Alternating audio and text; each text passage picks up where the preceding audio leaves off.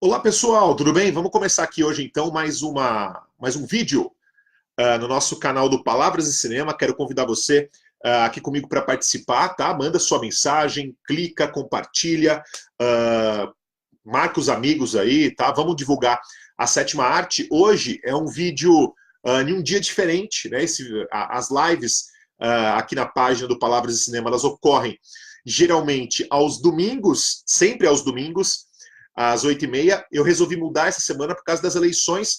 Amanhã é eleição, muita gente vai estar trabalhando, o foco de muita gente é na eleição e não aqui na página, com toda certeza. Então, por isso que eu resolvi mudar o dia, ok? Até porque eu também estarei trabalhando amanhã, então, devido a isso, eu avisei todo mundo previamente aqui na página de que eu mudaria o dia do nosso vídeo ao vivo, ok? Muita gente não está acostumado, muita gente vai ser pega de surpresa com o vídeo aqui, ok? Quero convidar você então para curtir, compartilhar, enfim, ajudar a gente a divulgar esse vídeo ao vivo. E quero dizer para você que a ideia é discutir cinema, tá bom? É falar sobre sétima arte e discutir esse grande filme que eu vou falar hoje, que é o Taxi Driver, do diretor Martin Scorsese, que é um filme de 76, e é um dos filmes mais importantes, se não o mais importante do seu diretor. Eu vou tentar falar um pouquinho sobre isso também hoje, se der tempo, dar uma passada pela carreira dele, tá? E contar um pouquinho a história por trás do filme Taxi Driver, né? Desde a criação do roteiro até posteriormente o sucesso que o filme fez, e até hoje ele se firmou como um filme, um cult mesmo, né? Um filme que realmente ultrapassou a época e continua, um filme que ficou, de certa forma, tá aí como uma obra muito importante do cinema americano. Meu nome é Rafael Amaral, sou jornalista, crítico de cinema. E para começar, vamos falar então sobre a história, um pouquinho da história do filme, tá? Para depois a gente entrar em questões mais visuais, tal, e também questões relacionadas à personagem do filme, que é uma personagem muito complexa, que é o Travis Bickle, interpretado pelo Robert De Niro. O filme, ele conta a história de um cara que voltou do Vietnã, um motorista de táxi. O filme inicia, né, o começo do filme é ele pedindo emprego como motorista de táxi.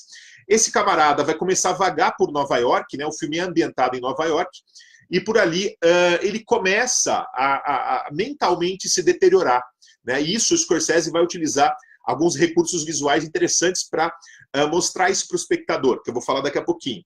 E o Travis, que é o nosso protagonista, ele praticamente ele guia o espectador o filme todo. Tem apenas uma cena do filme em que ele não está presente, né? Que é aquela cena do cafetão com a prostituta, né, com a Jodie Foster no quarto, que é a única cena que ele não está presente. O restante, o filme todo, o Travis Bickle, ele está em alguma cena ali, o Robert De Niro. E a gente vai acompanhar todo o filme por isso, pelo ponto de vista dele, aquele cara que não aguenta mais viver numa sociedade, numa cidade que ele considera destruída, né, tomada ali por forças ocultas, uma sociedade que ele vai chamar de inferno, ele vai usar esse termo em determinado ponto do filme, e ele se julga um vingador, um cara que pode vir, uma espécie de anjo vingador, um cara que pode fazer aí, digamos, uma limpeza nessa cidade, né? As palavras dele às vezes soam como uma coisa meio bíblica, né? Ele diz que ele espera que virá uma chuva que limpará toda a cidade, né? Ele usa esse termo durante o filme, ainda no começo, e é muito forte. Então ele tem essa ideia higienista. Ao longo do filme, ele vai flertar com uma moça, né? Que é a personagem da Sybil Shepherd. Não vai dar certo esse relacionamento, e isso vai acabar, né, piorando a situação do cara. E ao longo do filme, ele também vai se encontrar em alguns momentos com uma prostituta jovem, de apenas 12 anos, que é interpretada pela Jodie Foster, e ele vai tentar salvar essa garota. Então, basicamente, Taxi Driver é a história desse cara que está vagando pela cidade, por essa Nova York úmida, né, fotografada de uma forma escura, com muita luz vermelha e amarela, pelo diretor de fotografia, o Michael Chapman, que é um mestre, era um diretor já conceituado na época, e o Scorsese traz o Michael Chapman para participar do filme. E o filme tem toda uma parte visual muito forte, que dialoga muito com a história que ele quer contar. E a gente percebe que o Scorsese ele já tinha total domínio dessa linguagem cinematográfica, ele sabia muito bem o que ele queria passar e representar para o espectador. Muito bem, a gente já falou da sinopse. Vamos contar um pouquinho da história do filme, como começou, né, como surgiu o Taxi Driver. Primeiro, é bom a gente lembrar que o roteiro não foi escrito pelo Scorsese, ele foi escrito pelo Paul Schrader, que depois se tornou um cineasta bom, muito bom cineasta também, que está até hoje fazendo filmes, né? O Paul Schrader escreveu esse filme por volta de 1971, ele escreveu o roteiro, no começo dos anos 70, ele estava numa transição, ele trabalhava como crítico de cinema, e ele teve uma transição para roteirista, ele queria trabalhar com o cinema efetivamente. E o roteiro chegou para o Martin Scorsese bem antes, né, do filme ser lançado. Isso aconteceu por volta também de 72, 73. O Scorsese, o roteiro chegou para ele por meio do Brian De Palma. O De Palma estava mais próximo do Schrader, conseguiu o roteiro e mostrou para o Scorsese. O Scorsese gostou muito, ele quis logo de cara fazer aquele filme, que ele julgava ser muito importante. E é um filme, né, quem conhece Taxi Driver sabe que é um filme que representa muito bem o espírito daquela época, né, o Zeitgeist, né, como se costuma dizer, né, o espírito da época em que se vivia naquela América pós-Vietnã, né, do cara que voltou do Vietnã, o personagem do Robert De Niro, né, e que tudo indica que voltou perturbado, e que a guerra foi um fator fundamental na deteriorização da própria mente desse cara. O Schrader escreveu esse roteiro. Tem alguns especialistas que dizem que ele se baseou um pouco na história do Rastros de Ódio, do John Ford, porque há muitas similaridades, né? A questão do cavaleiro solitário, do cara isolado, que vai lutar contra as forças do mundo, né? No caso, contra os índios, tal, para recuperar sua sobrinha, né? Aquela garota que foi raptada pelos índios. No filme do Taxi Driver tem uma situação semelhante, né? Que a Jodie Foster, ela foi raptada aí pelos homens da cidade grande, né, pelo cafetão, que está utilizando ela ali para ganhar dinheiro, está aliciando a garota. Então tem uma similaridade com o faroeste. E se vocês perceberem, gente, essa questão do cavaleiro solitário, ela está muito presente no filme, né?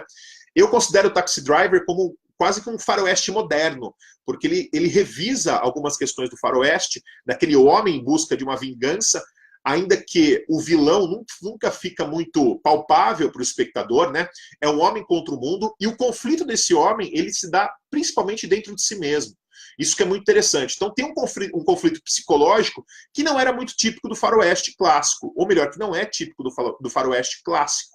Ainda que no filme do John Ford, no Rastros de Ódio, a gente percebe que o personagem do John Wayne é uma personagem muito complexa e que tem seu conflito interior também, né? Ele tem desenhado nele todo um passado que ele não precisa ficar explicando, assim como o Travis. É um cara que voltou da guerra amargurado, que perdeu uma boa parte da vida dele, um cara que poderia ter casado com uma mulher e ter feito uma família comum, né, convencional, digamos assim, mas que fracassou. E o Travis tem um pouco dessa história. É o cara que fracassou em viver em sociedade, dentro daquela sociedade normativa, né? Aquela sociedade perfeita e desejada, aquela sociedade de propaganda, né? Propaganda da Mariana, aí, da Doriana, né? Mariana não, da Doriana. Enfim. E o Travis é o cara que está à margem, ele é o marginal. Né? Ele é um típico marginal que quer destruir aquela sociedade, demolir aquela sociedade do jeito que ela é, para meio que reconstruir. Ele se acredita um próprio anjo vingador, um cara que vai ajudar a refundar aquela sociedade suja que ele considera. Então eu vejo sim que tem uma relação muito forte com o faroeste, ainda que há uma diferença aí, e eu acho que o roteiro é subversivo nesse ponto, porque no faroeste é um pistoleiro lutando contra as forças que ele considera do mal para restabelecer a ordem. No Taxi Driver, o motorista de táxi, a impressão que ele dá é que ele quer fazer uma outra ordem, né? Totalmente diferente daquela que ele está assistindo ali. Ele quer uma outra sociedade. E o fato dele adotar um cabelo moicano é extremamente original e subversivo, porque quem usava o moicano era o índio, não o homem branco. Né? Então ele se coloca também na posição de minoria. Isso é curioso, né? Porque os moicanos, eles usavam aquele cabelo, né, cortado só no meio, e depois esse tipo de cabelo moicano ele foi adaptado pelos punks, que também eram grupos que se colocavam contra o sistema vigente. E isso explica também, que ajuda a entender também por que o Travis ele vai tentar matar o candidato a presidente, né? Porque a questão da política está muito presente. E o Taxi Driver, de certa forma, é um filme que também vai tratar de questões políticas. ele vai esbarrando, né? Todo o mundo, de certa forma, passa pela janela daquele táxi, ou mesmo entra, em algum momento se embrenha naquele táxi, né? E o candidato a presidente, em determinado momento, vai entrar no táxi. E as atitudes do Travis são um pouco curiosas, esquisitas, né? Ele parece ser um cara meio ambíguo. Ao mesmo tempo que ele cumprimenta o candidato, ele tenta ser um cara, digamos, socialmente aceito e diz para o candidato, olha, você vai ganhar, tá muito bom o que você está fazendo, a gente precisa fazer isso. E, inclusive, ele coloca as posições extremistas dele para o candidato, né, naquela sala do táxi, porque o candidato pergunta para ele, o que você acha que é mais necessário, né? Uma pergunta mais ou menos assim que o candidato faz para ele, e ele responde, olha, eu acho que tem que limpar isso aqui. Eu acho que isso aqui está tudo errado, a gente tem que limpar. E o candidato faz um olhar meio estranho, né? O Charles Palantine, ele faz um olhar meio estranho, curioso, como se ele falasse, nossa, né? O cara acho que é meio fascista, né? Ele quer limpar aquela sociedade e tal. E ele responde, isso é muito difícil de fazer, né? Ele percebe que o Travis tem alguma coisa ali não muito comum. Ele identifica aquilo ali no Travis. O que a menina da Sybil Shepherd, né, a Betsy, demora um pouquinho mais para perceber, né? Enfim, e ele percebe isso logo. E aquele cara é um cara de slogan, né? Dá a impressão que ele é um cara montadinho. Ele é o político profissional, né? We are the people, nós somos o povo. Ele usa aquele bottom ali e tal. E isso confronta também o Travis, porque aquele cara, de certa forma, né, We are the people, é uma coisa bem popular, claro, mas é um político profissional e é uma forma de fazer política já então desgastada, né? E ele representa, sem dúvida nenhuma, o sistema e eu acredito que até um pouco desse sistema que deve continuar com aquele candidato, né? E por isso que eu acho que o Travis confronta ele, né? Ele se coloca como uma minoria, como um cara que quer realmente fazer uma limpeza e transformar aquela sociedade à base da força. Portanto, eu acredito sim que o Travis é um personagem fascista, é um personagem muito complexo, é muito difícil, às vezes, entender ele, é um dos personagens mais complexos que eu acho que o Scorsese fez, a partir de um roteiro que não é dele, né, vamos lembrar aqui, mas é um personagem extremamente complicado de definir. Por isso que há muita discussão. Será que o Travis é herói ou será que ele é um vilão? Eu acredito que ele está mais pro vilão, tá? Não que ele seja aquele vilão clássico, mas ele é um cara que vai migrar, ele vai se transformar ao longo do filme, ele vai para um campo mais nebuloso e ele vai tentar apelar para a força, para as armas, para matar as pessoas que ele considera que estão, digamos, estragando aquele mundo e assim, de uma certa forma, restabelecer, ou melhor, fundar um novo, né, uma espécie de um espaço possível para convivência, um mundo melhor, digamos assim. No sentido de ataque, nesse sentido que ele se coloca como um cara que quer destruir aquele meio, eu acredito que ele está muito mais próximo de um vilão do que de um herói. Um herói eu acredito que ele não seja, de forma nenhuma ele é um herói. Ele é uma consequência de todo aquele sistema, de todo aquele espaço no qual ele vive, né? Ele assiste aquele universo complexo, bagunçado, que está realmente se deteriorando à frente dele. E nesse ponto que eu quero chegar, que eu acho muito interessante, a questão visual, como o filme trabalha, né? A gente percebe isso logo no início, que a gente tem a fumaça, né, saindo do bueiro, o táxi atravessa essa fumaça e surge ali o nome do filme, né, Taxi Driver, que é a abertura ali, os créditos iniciais. E a gente começa já a enxergar esses créditos iniciais dentro do táxi, já do ponto de vista daquele anti-herói ou vilão, dependendo da forma como você enxergar. E esse camarada, e a gente vai perceber pela visão, pelo aspecto visual do filme, as partículas luminosas do lado de fora do vidro, né? As luzes da cidade estão ali. E há um efeito de câmera em que essas partículas parecem que estão se derretendo. Elas estão se desintegrando, elas estão esticando, né? Como se tudo aquilo deteriorasse na frente dos olhos do espectador e na frente dos olhos do protagonista, porque a gente está enxergando o filme pelo ponto de vista dele. Então é a própria deteriorização daquele personagem que está se desenhando visualmente para o espectador. Em outro momento em que isso é muito nítido, é no momento do copo de água, que ele coloca uma cápsula ali na água, que parece ser uma aspirina ou uma vitamina, e aquilo começa a se deteriorar, borbulhar dentro da água. E a câmera faz um movimento se aproximando do copo e a gente percebe que aquela deteriorização do objeto na água é uma representação da própria mente do Travis, do próprio Travis, do personagem, que está se deteriorando, que está se destruindo, e que aos poucos, se corroendo, ele vai fazer tudo o que ele vai fazer mais para frente do filme. Ele vai literalmente para um tudo ou nada ali contra os caras que eles julgam que estão ali estragando aquela sociedade ou fazendo daquela sociedade algo que ele não acredita. Então o filme trabalha com diversas questões visuais, mostrando aquele cara como perturbado, aquele cara como excluído, aquele cara como alguém que não está exatamente, não tem uma raiz ali, né? Ele está vagando por aquele lugar, ele não tem exatamente uma raiz.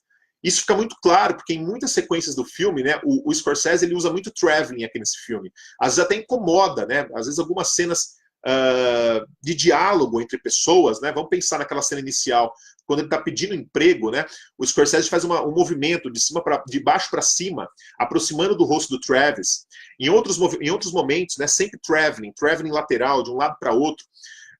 Como naquela cena do telefone, que é muito marcante, né? Que o Travis está tentando falar com a Betsy, e a câmera começa a se movimentar e mostra o corredor, como se a câmera dissesse para o personagem, ou para nós, espectadores, ó, o tempo acabou, tchau, vai embora, né? O corredor está aberto. Então, visualmente, o filme se comunica muito bem com o espectador, né? A gente vê, a gente percebe isso, né? Como o Scorsese ele trabalha muito isso. E esse movimento de câmera constante dá a impressão que a gente não consegue agarrar aquele personagem muito bem, né? Parece que ele está sempre flutuando por ali, de um lado para outro. Ele nunca está muito bem preso no quadro, na imagem do filme. A gente tem essa impressão. Cortes rápidos também, e alguns momentos de câmera lenta, né? Eu gosto muito daquela sequência em que o Travis chama o Wizard, né, o personagem do Peter Boyle, para eles conversarem fora daquela lanchonete, né? Eles estão na lanchonete ali. O Travis convida ele para fora, e quando eles levantam para sair do local, tem um personagem na mesa que é um negro, e o negro diz para ele, Goodbye Killer, né? Adeus assassino, e faz uma arminha na mão, né? Uma arminha, né, gente? A gente sabe muito bem o que isso quer dizer no Brasil de hoje, né? Enfim, não vou discutir política aqui. Mas ele faz uma arminha pro Travis e faz assim, Goodbye Killer, né? Como se atirasse no Travis. E o Travis olha para ele com um olhar meio assim, suspeito, né? O que esse cara quer comigo? E eles continuam caminhando até fora da lanchonete. Ali fora, o Scorsese, a direção de fotografia, né, também, o Michael Chapman, usa uma luz avermelhada, né? E aquele talvez seja o momento crucial para a construção do personagem no filme.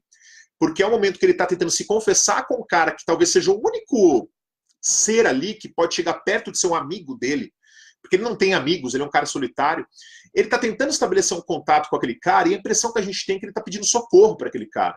Porque a gente está percebendo que ele está se transformando. Quando ele sai da lanchonete, passa um grupo de rapazes negros também ali. E o roteiro do Paul Schrader tem um lado muito racista.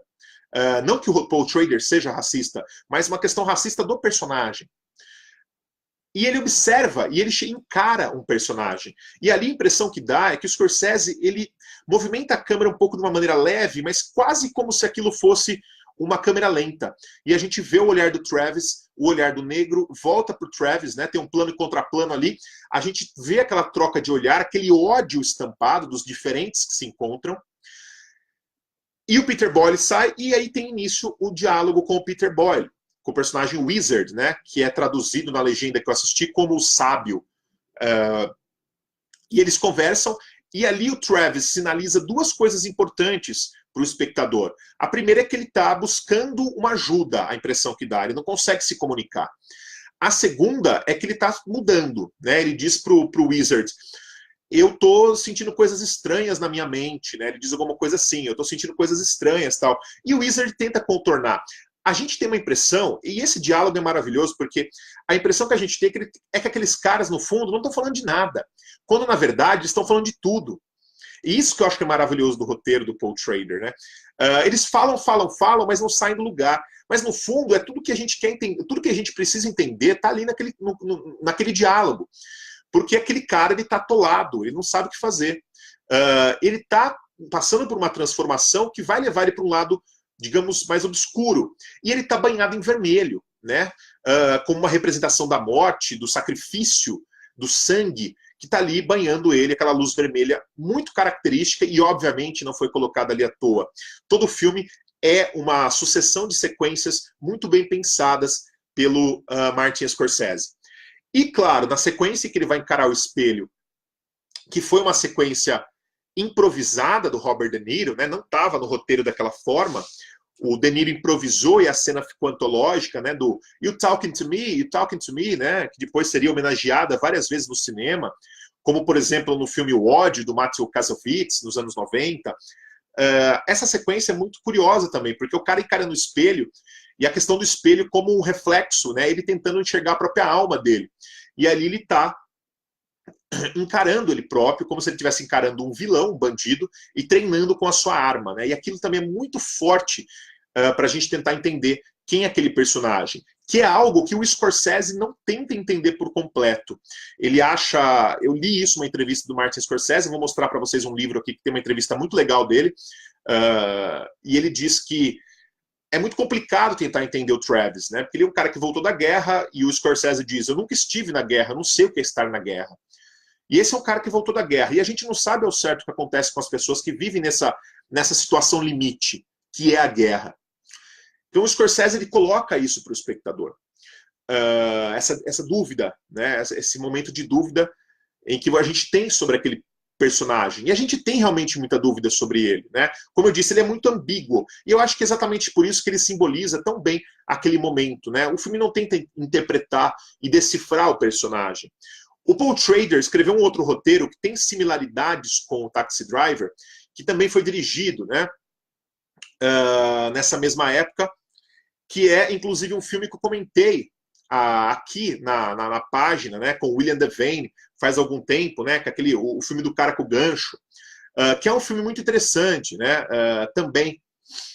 E nesse filme, o personagem me parece ser um personagem mais definido. Ele tem uma figura mais definida, que a gente consegue entender e agarrar melhor, né? Tem a vingança da família, tal, que vai um pouco mais para aquele esquema clássico do Vingador, que tem realmente um motivo, parece, pelo que ele está fazendo.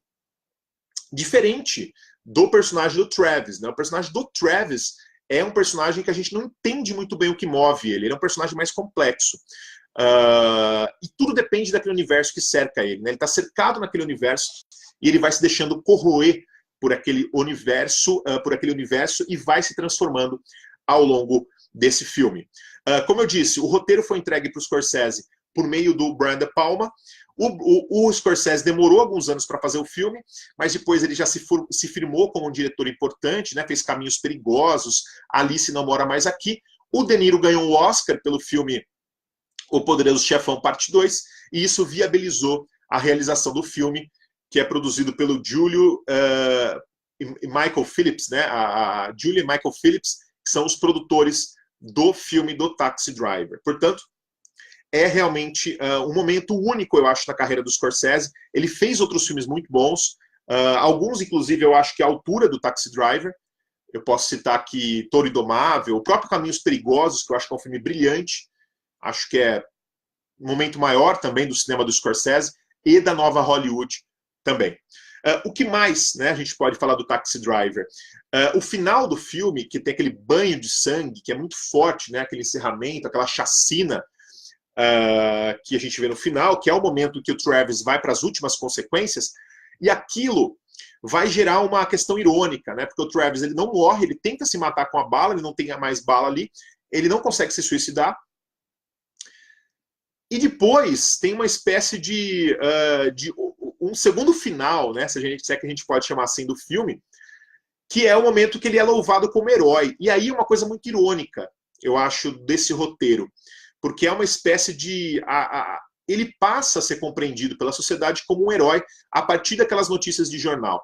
Mas o que é um herói, né? Essa é uma questão que eu acho que é interessante a gente abordar. O que é um herói? É o que faz uma pessoa um herói. Nesse caso, foi o jornal, né? O jornal pintou ele de herói, a mídia pintou ele como herói, e aí a gente vê que o filme ele passa pela política e chega até a mídia. A mídia o transformou em um herói, mas nós sabemos que no fundo ele não é um herói, né? O espectador acompanhou ele em toda aquela jornada, percebeu e assistiu à deteriorização daquele personagem. Então isso é muito irônico no filme, quando ele coloca o Travis como herói no final. E não adianta tentar me convencer que ele é um herói, porque eu não acredito que o Travis seja um herói, tá? Um cara mentalmente perturbado, que faz o que ele faz, eu não consigo acreditar que ele seja um herói, tá? Ele pode até, a gente pode até tratar ele como anti-herói, mas como herói nunca. Ele não é o herói clássico, mas ele é pintado como herói clássico. E no final, ele está conversando com os amigos perto do táxi, ele não está mais com o cabelo moicano, e o personagem do Wizard fala, ó, você tem um passageiro. E quando ele entra no táxi, é a Betsy que está no táxi. Então a gente tem uma sinalização ali que eu acho que é muito irônica, de que aquela mulher ainda está tentando voltar para ele porque ela teria visto a notícia do jornal e ela, poxa, né, o cara é realmente uma pessoa boa, ele salvou uma garota. Mas ela não sabe da verdade, ela não viu, né, tudo que a gente assistiu. O espectador é o grande cúmplice do Travis aqui no caso, e ela não sabe daquilo. E a gente pode tentar, eu chego a interpretar essa cena de outra forma ainda. Será que aquilo não era tudo um delírio da cabeça do Travis? Será que ela estava no táxi dele mesmo, né? E a gente percebe que quando ela aparece na cena pelo reflexo do vidro dentro do carro, do espelhinho, também a gente tem aquelas luzes para fora do olhar dela, né, em volta do vidro, a gente tem aquelas luzes difusas, né, se perdendo ali, aqueles pontos luminosos para fora. Isso é muito comum nas sequências que se passam dentro do táxi, né, como também na sequência em que o próprio Scorsese aparece fazendo um personagem pequeno no filme, no banco de trás do táxi do Robert De Niro, né? Também ali a gente tem toda aquela questão dos pontos luminosos que ficam difusos ali, que circulam aqueles personagens, né? Que estão se perdendo ali porque o foco é muito próximo deles, não tem foco profundo essa cena, né? No personagem que está sendo enfocado ali, então o fundo ou a frente fica sem foco ali no caso, né? Um foco muito próximo de quem, no caso, o diretor ali está querendo mostrar. Então essas questões visuais, eu acho que o filme é muito feliz nesse tratamento, e eu acho que por isso e por outros muitos motivos, eu acho que o Taxi Driver se realiza e se faz aí um grande filme da história do cinema. É um filme que eu revejo, e toda vez que eu revejo, eu encontro coisas novas e me chama muito a atenção. Uma curiosidade, aquela cena do copo em que a água está borbulhando, ela teria sido uma homenagem ao filme Duas ou Três Coisas que Eu Sei Dela, do Godard, que tem uma cena parecida, o Godard usa, né, aquela questão do copo, também das bolhas no copo e tal. E que, por sua vez, o Godard também teria tirado isso de um outro filme anterior, se eu não estou enganado, é o filme do Carl Reed, O Condenado, eu acho, que é um belo filme dele também, que eu já assisti, com o James Mason, e o Godard pegou desse filme e o Scorsese tomou aquela referência do Godard. Então tem umas questões cinéfilas aí que, né, que a gente fica buscando, encontrando. Claro que aqui não fui eu que encontrei, eu li também a respeito e tal, mas quando a gente vê esses três filmes, a gente percebe que tem uma relação ali, né? Que aquela água com aquele copo borbulhando, de certa forma aquilo nos traz uma representação dos personagens em questão. E eu acho que isso é muito interessante, né? Quando o filme ele consegue representar visualmente, explicar por meios visuais quem é aquele personagem, aquele protagonista, e não utilizando a fala ou a narração. A narração do Taxi Driver, a narração em off, ela é importante. Eu não acho que ela revela, eu não acho que ela é gratuita, eu acho que ela é importante. Tem filmes que pecam muito pela narração, mas eu acho que no caso aqui, eu acho que é uma narração muito interessante. A gente consegue entender um pouco do personagem, entrar um pouco nele, ao mesmo tempo que aquele cara não consegue se explicar ao certo, né? Ele é um cara muito perturbado, e ele não se faz entender muito bem. E a gente vai ali tentando colher as coisas para compreendê-lo. É um cara realmente um psicótico, talvez, não sei. Um cara bem, né, fora de si, né? Um cara que está saindo dos trilhos ali. Enfim. Acho que é um pouco isso, gente. Falei bastante do filme. Bom, o filme ganhou a Palma de Ouro em Cannes, né? Um prêmio importantíssimo aí. E colocou, enfim, o Scorsese em uma carreira internacional, revelou ele finalmente como um grande diretor, né? Apesar dele já ter feito alguns filmes bons antes, esse, sem dúvida, foi o filme mais importante que ele fez até então. Ele achou que o filme não ia ser muito bem recebido pelo público, e foi o contrário, o filme foi muito bem recebido. E depois ele fez o New York, New York, que ele achava que esse ia ser bem recebido e não foi bem recebido. Muitas vezes os diretores não conseguem entender o que o público deseja. E o Taxi Driver, claro, é um filme que dialoga muito mais com aquela época do que o New York, New York, que era uma tentativa de Scorsese se aproximar de alguns grandes cineastas do passado, como Vincent Minnelli, como George Cukor, né? Enquanto que o Taxi Driver é um filme moderno por excelência, e até hoje é um filme muito moderno, né? A gente vê que é um filme que, apesar daquela Nova York, de certa forma, não existir mais, né? Aquela Nova York suja, deteriorada, ele é um filme muito vivo, muito real, e eu acho que muito atual, inclusive, principalmente nesses tempos que a gente está vivendo, né? Em que as pessoas estão clamando aí por um salvador da pátria, e todo mundo quer resolver o problema na base da força, usando armas, vamos se armar para enfrentar os outros, né? Quem são os outros, né? Quem são os vilões da história? E eu acho que o Travis ele tem uma mentalidade que vai muito por aí, né? Uma mentalidade de vamos tentar resolver as coisas na base da violência, né? Ele apela para a violência. Como apela também o personagem do William Devane no filme que eu citei, né? A Outra Face da Violência, que foi escrito pelo Paul Schrader também, né? Tem uma outra questão também, que eu até ia esquecer de falar, que eu citei aqui do roteiro do Paul Schrader, que o Schrader, ele traz algumas questões racistas para o filme, como se o Travis fosse um cara racista. Dá a impressão que é. O personagem do Cafetão, que é interpretado pelo Harvey Keitel, no roteiro, ele era um negro, né? Ele é um negro no roteiro. E no filme, ele deveria ter sido interpretado por um ator negro. No entanto, eles decidiram mudar isso na última hora. Isso o próprio Paul Schrader confessa no documentário sobre o filme, que eles resolveram mudar porque eles achavam que poderia trazer algum problema aquilo para o filme, né? Tipo, dizer que o filme fosse um pouquinho mais racista e tal, mostrar digamos, um vilão ali, né, o Cafetão, como sendo um homem negro. Então, eles resolveram mudar. E o Harvey Keitel deveria interpretar o papel que o Albert Brooks interpretou, né, do cara que trabalha na campanha política ali do Palantine. Mas o Harvey Keitel, quando leu o roteiro, quis fazer o Cafetão. E no filme ele ganhou até umas cenas a mais, tal, que não estavam programadas aí, que era um papel menor, mas o Harvey Keitel acabou aparecendo mais do que deveria no filme. Mas claro, né, a alma e o filme todo é construído a partir do personagem do Robert De Niro, o Travis Bickle, que é um personagem antológico aí da história do cinema. Gente, é isso. Deixa eu ler aqui então os comentários. Antes de ler, vou aproveitar. O filme está em Blu-ray, tá uma cópia linda, cintilante, em 1080p, coisa linda. Vale muito a pena ver, tá? Com o documentário e tal, bastante coisa sobre o filme. O livro que eu comentei, esse aqui, Conversas com Scorsese, saiu, eu comprei na época pela Kozak Naif, mas eu acho que já saiu por outra editora, né? Até porque a Kozak não existe mais. Esse livro aqui, ele é muito legal, e nesse livro o Scorsese fala muitas coisas aí sobre o Taxi Driver, sobre a realização do filme, sobre como ele encara o personagem, e claro, né, ele fala muito sobre a própria carreira dele ao longo desse livro do Richard Schickel, que é um craque também, sabe tudo de cinema, então é sempre um prazer você ler um livro em que dois caras que sabem tanto estão conversando sobre cinema, né? É um livro bem legal, eu recomendo, tá? Conversas com Scorsese. O pessoal está comentando aqui, vamos ver. Temos comentários. O Ricardo Lima diz: De Niro no auge com um gênio chamado Scorsese. Verdade, né, Ricardo? Uma reunião incrível aí. Eles já haviam se encontrado antes no Caminhos Perigosos, né? Que foi o filme que lançou o De Niro. A Eliette Divina diz: olá, Eliette. O Lindomar manda joia. A Amélia manda palminhas aqui. Olá, Amélia, tudo bem?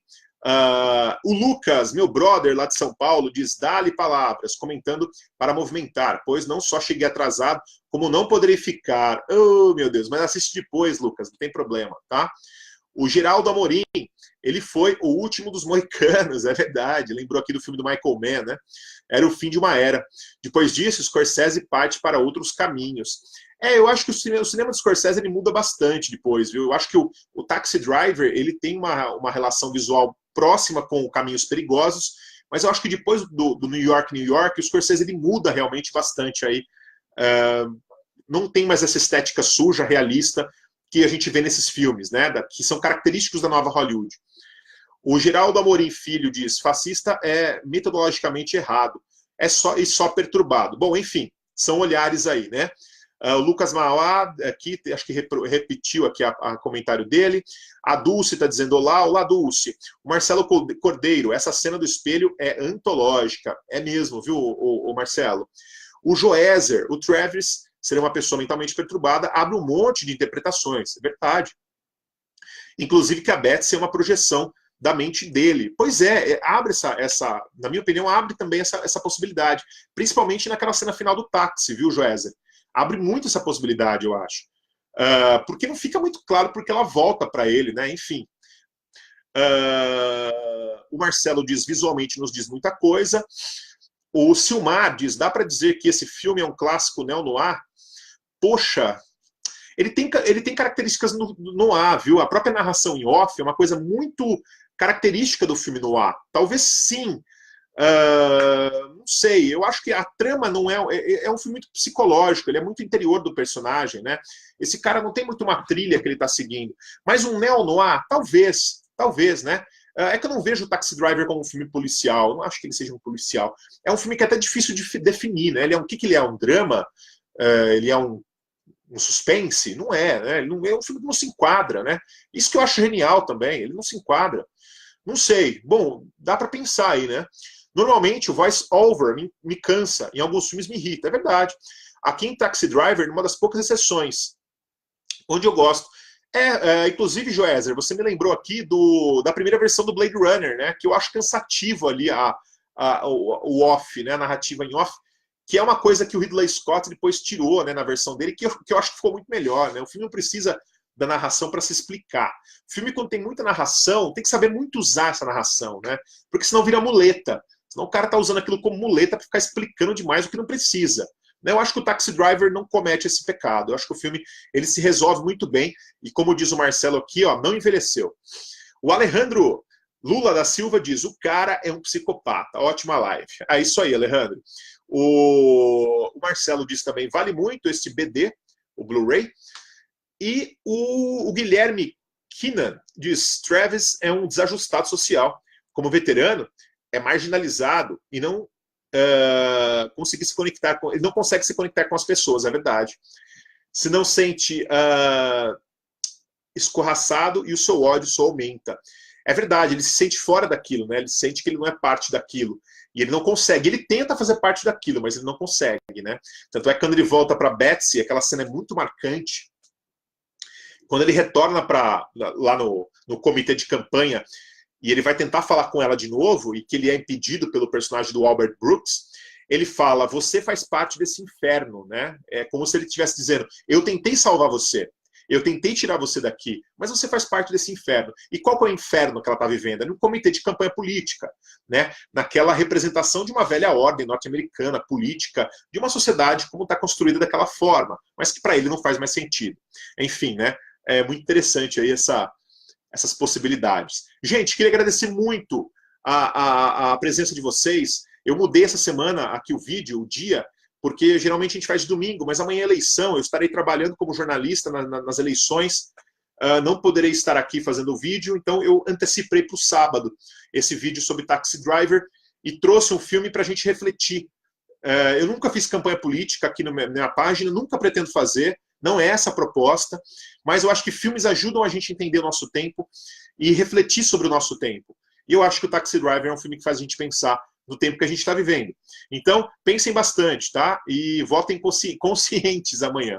É isso. Gente, um grande abraço para vocês. Semana que vem eu estou de volta. Meu nome é Rafael Amaral, sou jornalista, crítico de cinema, e eu estou aqui à frente da página Palavras de Cinema e do site palavrasdecinema.com, tá? Entre lá, tem sempre alguma coisa por lá e os vídeos ficam lá também, tá bom? Obrigado e até domingo que vem. Vamos ver se eu já no meio da semana eu já anuncio qual será o próximo filme da próxima semana. Um grande abraço para vocês e a gente se vê por aqui.